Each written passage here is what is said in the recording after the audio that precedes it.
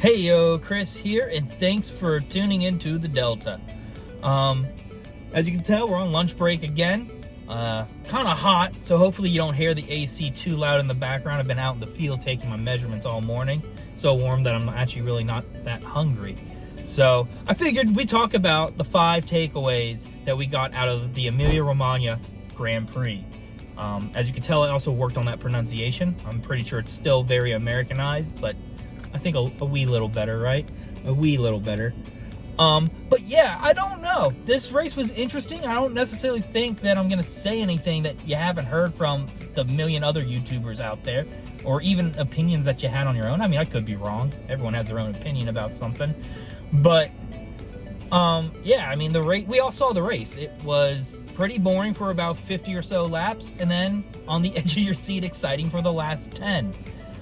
But there's some stuff to take away from that, and then at the end of the video, I do have some questions for you, particularly to my veteran F1 fans out there, and what you have to say about a race like this. But let's just get right into it. Oh, sorry. Let's do the YouTube buzzword shit. Like and subscribe to the channel. Smash the like button. Flick it. Dance on it. I don't really care. It really helps out the channel. It helps me out a lot. I also like the comments because I'm always looking to improve, and your comments are very, very helpful in making me a better commentator. All right, now let's get into the top 5. Number 5. We needed one more lap, right? We just needed one more just to see if Lando could do what we were all, or at least most of us, were hoping for. That McLaren and Lando, they got a taste of victory, and he wanted it so bad. It was so exciting. I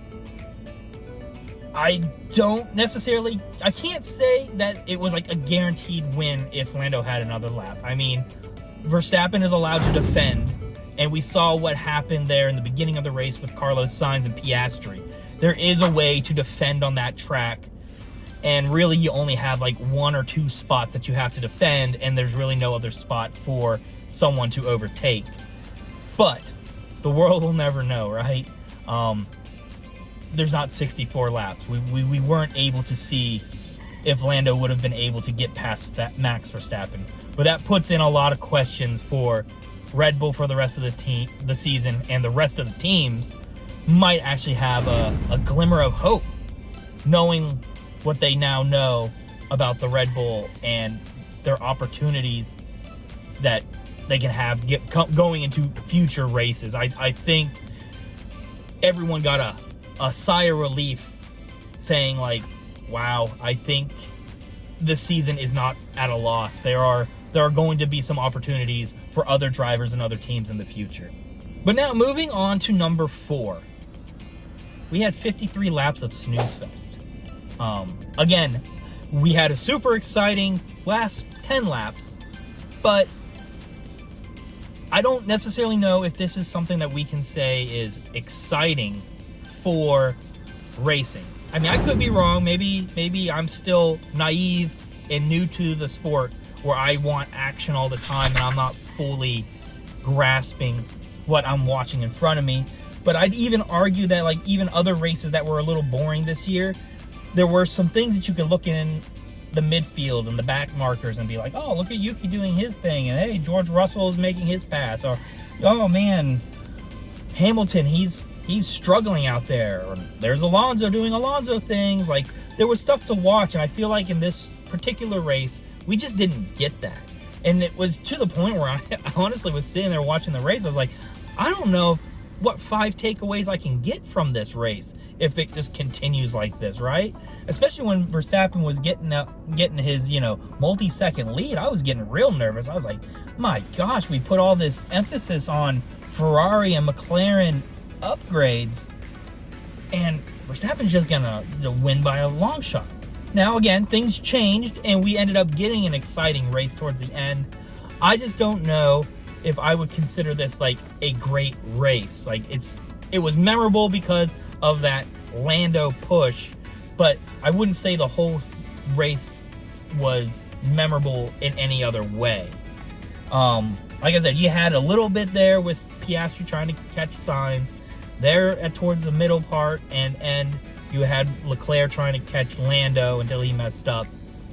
So, yeah, I don't know.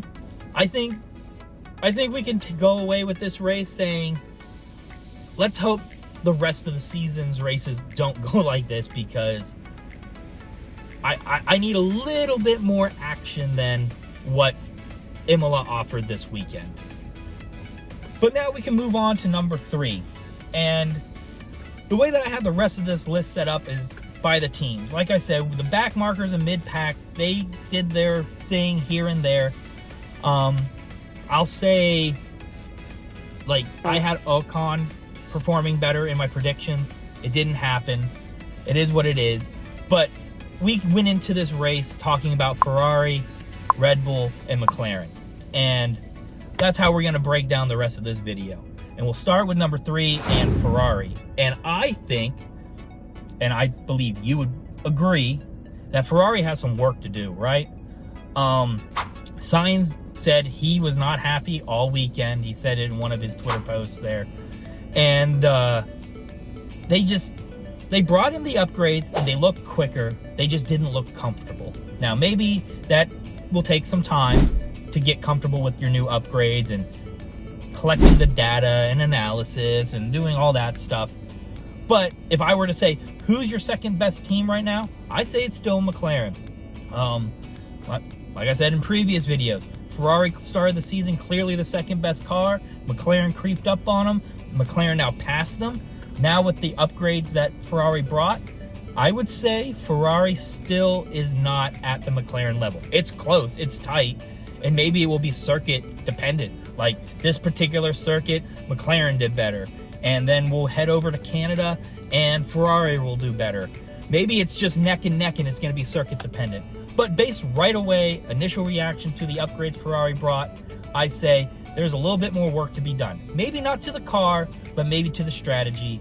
I thought Sainz's strategy was very odd that they kept him out so long. Same with Leclerc. I thought maybe the plan was to try to undercut McLaren, but it wasn't the case. So maybe it's a strategy problem. Hey, we all see Ferrari and their plan Bs and Cs and plan Deltas and plan Zetas, and we're checking and checking. So it might have just been a strategy woe, and hopefully they get it corrected and we can go into the future with a little bit more confidence, you know? But I think that's I guess that's the best way to explain it. Ferrari seemed to lack confidence, even though they had a car that seemed pretty quick. But then we'll move on to number 2, and that will be Red Bull is vulnerable. With Ferrari bringing their upgrades and being neck and neck to McLaren, Red Bull brought their upgrades and marginally were better. Marginally. Now again, it might have been a little bit of strategy. Maybe the cards fell perfectly for Lando and not so well for Verstappen, and the way the two strategies combined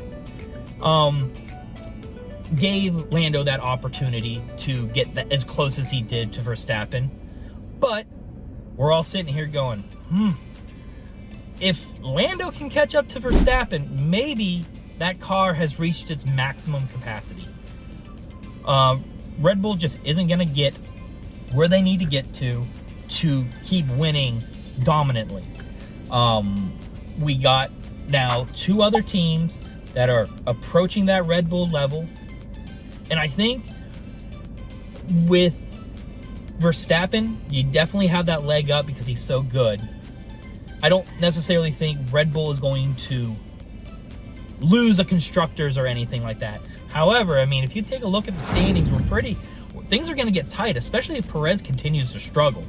In my predictions, I said Perez was going to DNF as a shocker pick, but maybe I shouldn't have been so aggressive on the pick. Maybe I should have just said, he just wasn't going to have a good race, because he certainly didn't. They kept him out long. He didn't have good qualifying, bumped into Q2, and struggled on a track that has very limited passing opportunities, unless he was getting passed. Every overtake highlight this weekend was Perez getting overtaken there in the middle part of the race.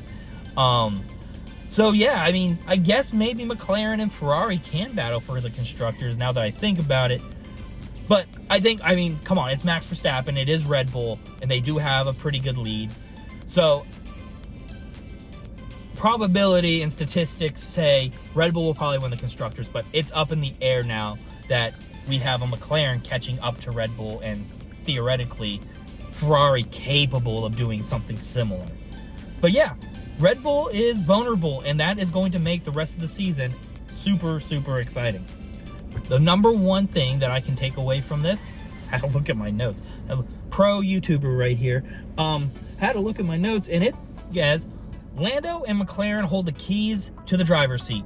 Like I said, Ferrari was disappointing in my opinion. I was hoping for them to not necessarily win or be the best out there, but I was hoping for them to perform better, to be more, I guess competitive is the word I'm looking for.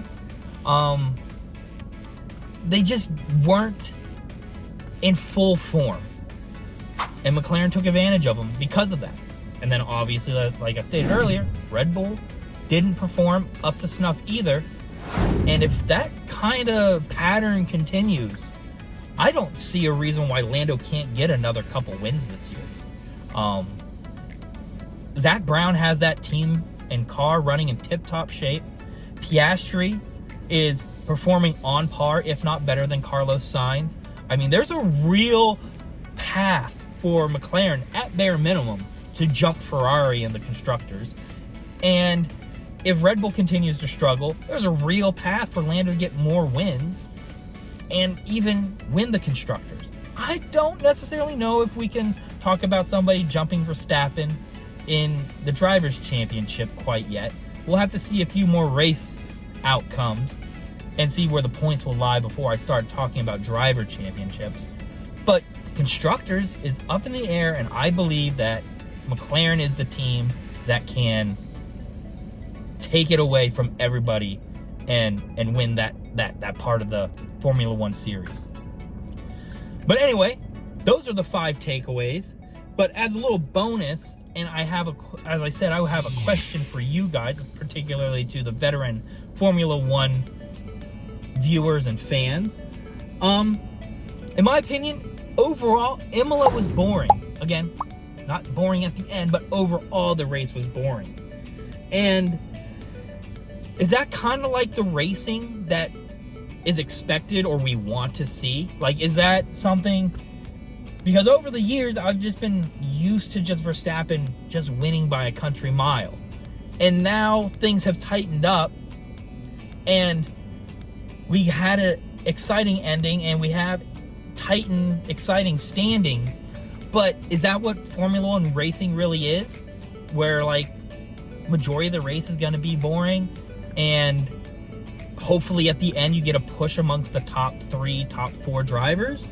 Or is an exciting race something like Miami, where it's, historically known to be a snooze fest, but because of an advantageous yellow flag, you get a fun, exciting ending?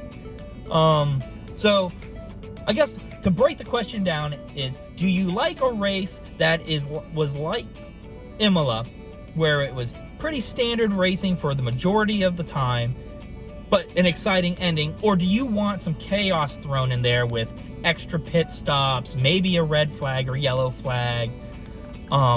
Because in my opinion, like, that's what's always separated Formula One from NASCAR. Like, people really only care about NASCAR to watch somebody smash into the wall at 200 miles an hour, and then walk out of the car like, oh, I'm good, But Formula One, I always associate with like more of a technical approach to racing, yet I'm sitting here going, man, are these races really only exciting if, Logan Sargent spins off into the wall, and then causes the race to stop for whatever reason? Anyway, let me know in the comments. I think that there's a lot of things to be excited about now that we have seen what happened there in Imola, and with where McLaren, Ferrari, and Red Bull now stand. There will be maybe a break in seeing like a prediction or a path of how the season will fall through, because we're heading to Monaco, which is also notoriously known for being, not very exciting with the overtakes and stuff like that. But yeah, thanks for watching. Again, my name's Chris. This is the Delta. And until next time, take care, stay safe, and have fun out there. Bye, everybody.